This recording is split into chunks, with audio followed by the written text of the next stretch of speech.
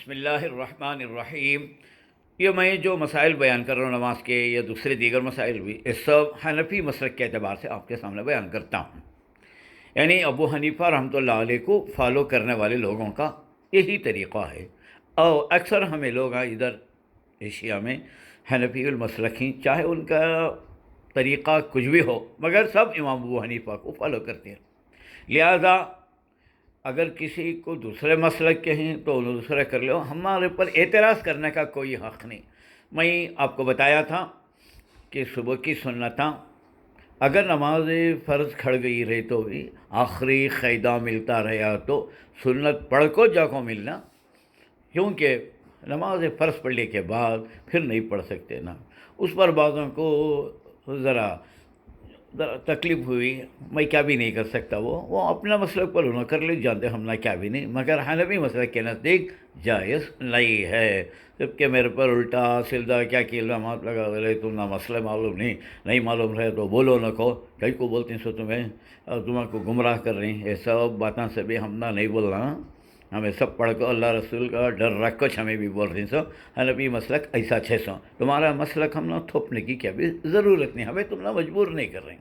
تو بہرحال یاد رکھو یہی طریقہ ہے کہ صبح کی نماز آدمی سنتاں فرض نماز سے کا آخری قاعدہ بھی ملتا رہا تو جماعت سے پڑھنے والے لوگوں کے لیے پہلے سنتاں پڑھ کے بعد میں جمع ہونا، اور گھر میں پڑھتے ہیں تو ان کو پہلے پڑھ لیا، بس پڑھ کچھ پڑھتے ہیں، ان کو جماعت کا کوئی سب مسئلہ نہیں رہا۔ چلیے آگے چلتے ہیں کہ اب رہا ظہر کی سنتاں۔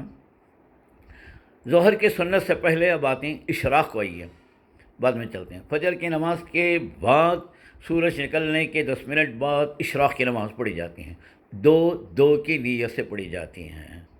اشراق کی 2 رکعت سنت نماز پڑھتا ہوں، یہ نیت کریں گے، اور جو صاحب سورہ اس کے اندر پڑھ سکتے ہیں۔ بڑی فضیلتیں آئے ہیں، ان فضیلتوں کو چھوڑ کر صرف اس نیت سے کہ میرے رسول پڑھے آپ پڑھنے کی کوشش کریں۔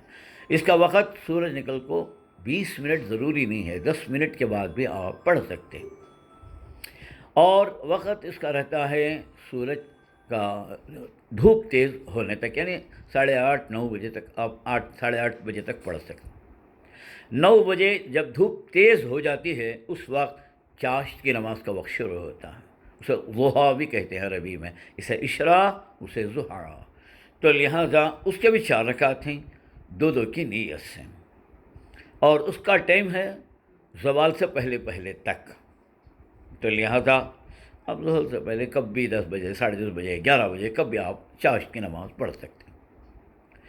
اس درمیان میں اگر آپ کو موقع ملے تو آپ کبھی بھی اگر فری ہیں تو اس ٹائم وہ صلاۃ التسبیح بھی پڑھ لے سکتے ہیں، کیونکہ بعد کی نمازیں جب آتی ہیں نا اس میں ڈیوریشن کم رہتا ہے۔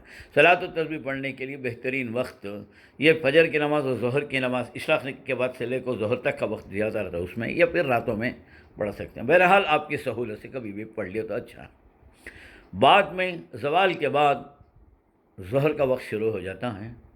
ظہر سے پہلے کی 4 سنتیں ہیں، 4 فرض ہیں، پھر 2 سنت۔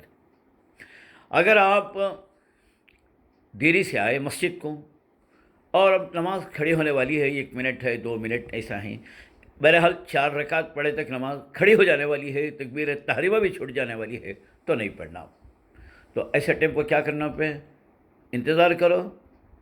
اگر آپ 2 رکعت تحیۃ المسجد پڑھ سکتے ہیں تو پڑھ لیو، اگر وہ بھی پڑھنے نہیں ہوتا امام کھڑ جا سکتا ہے تو وہ بھی نہ کو پڑھو۔